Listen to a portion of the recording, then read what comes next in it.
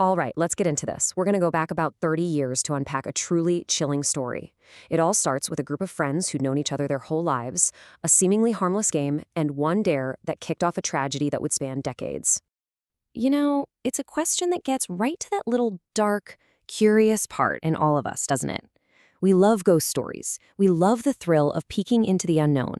But what happens when you stop peeking and you decide to kick the door wide open? Well, that's what happens. It answers back. And the answer this group got would absolutely haunt the survivors for the rest of their lives. This is the story of how a simple game twisted into a deadly curse. Now, to really understand just how devastating all this was, we have to start at the very beginning, with the bond that was about to be shattered. This wasn't just a group of friends. These guys were basically brothers, and their lives were completely woven together. And this quote right here, it really says it all. This was not some casual hangout group.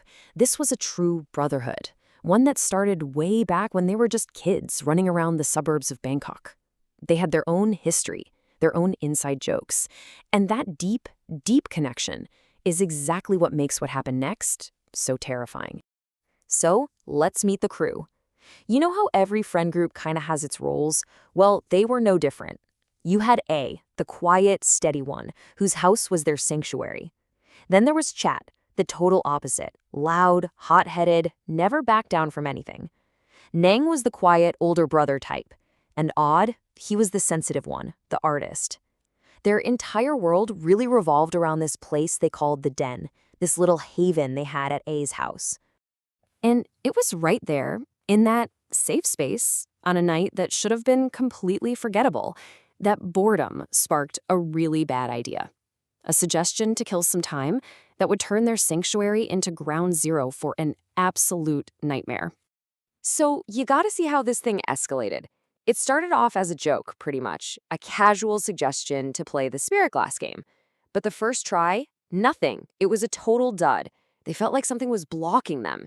And that's when Neng, the quiet one, remember, chillingly decided to up the stakes. He said they should aim for something much, much stronger, the spirit of a child who had died violently. And just as they started, wouldn't you know it, Chat shows up. The moment his finger touches that glass, the whole vibe in the room just changed. It went from fun to ice cold instantly. After a couple of silly questions, the glass started to move. But this time it was different. It moved slowly, with a real purpose, and it started to spell out a message. A message that was so direct, so unambiguous, there was no mistaking what it said. You all must die. Every single one of you. Just like that, the fun was over, the game was real. But Chat, he wasn't scared. He was angry. He felt like he was being played. In a total burst of rage, he rips the sacred amulet right off his neck, slams it down on the board, and just starts screaming at whatever they were talking to. He literally dared it to come and get him. That very night. And that was a challenge the spirit was more than happy to accept. See, this wasn't some vague threat anymore. It was a promise. And it started to collect on that promise almost right away, starting, of course, with the one person who was foolish enough to call it out. And just look at this timeline. This horror wasn't a quick one-and-done kind of thing. No, it was this slow, creeping dread that stretched out over years. It was slow enough to make the friends wonder, are we just going crazy? Is this all just a horrible string of coincidences? But it all started the very next day. The morning after that game, the impossible happened. They got the news. And it sent a wave of pure, ice-cold fear through the entire group. Chad, the one who screamed that dare, was dead. And this right here is what makes the curse so unbelievably terrifying. See, on the surface, there was a logical reason.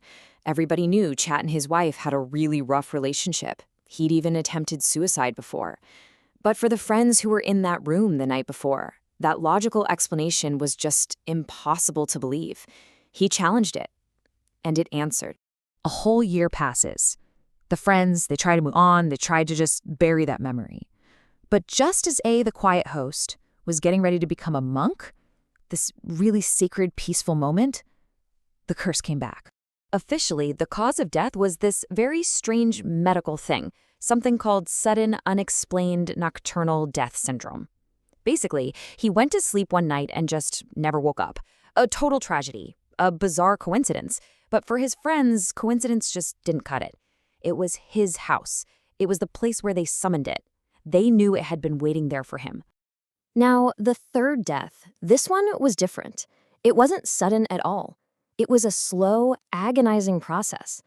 Odd, who was A's cousin and the group's quiet guitarist, just started to fade away. Doctors, family, everyone called it dying of a broken heart.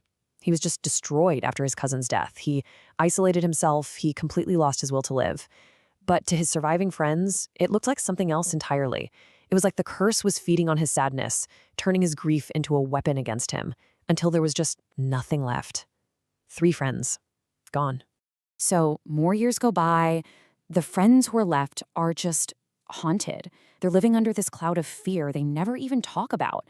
Until a completely random violent event forces the narrator, Mai, to finally confront the truth of what they did all those years ago. After he somehow survives this horrific car crash that absolutely should have killed him, Mai's family begged him to go see a psychic. He didn't believe in that stuff, but he was desperate for answers. And what this psychic told him, well, it flipped everything he thought he knew about the curse completely upside down. And this is where the story takes a wild turn. The psychic didn't see one spirit attached to him, she saw 2. The first one was their old friend A, but he wasn't evil. He was just lonely in the afterlife, waiting in his old house for his friends to come join him again. The real danger was the second one, the child spirit they had summoned. It was trapped, it was furious, and it was absolutely enraged by the power of Chat's amulet, which was still pinning it to our world. So the psychic gave them a mission, and it was absolutely terrifying. To break this curse for good, the remaining friends had to go to the place where the spirit had died, this dark, horrible place, and perform a ritual to appease it. They had to build it a home, a shrine, to finally calm its anger and let it go. And they did it. They performed the ritual, and the deaths stopped. But it really leaves you with a chilling thought, doesn't it? They may have broken the curse, but did they ever really close the door they kicked open that night? When you dare death to answer you, you can never be sure it's going to stop listening.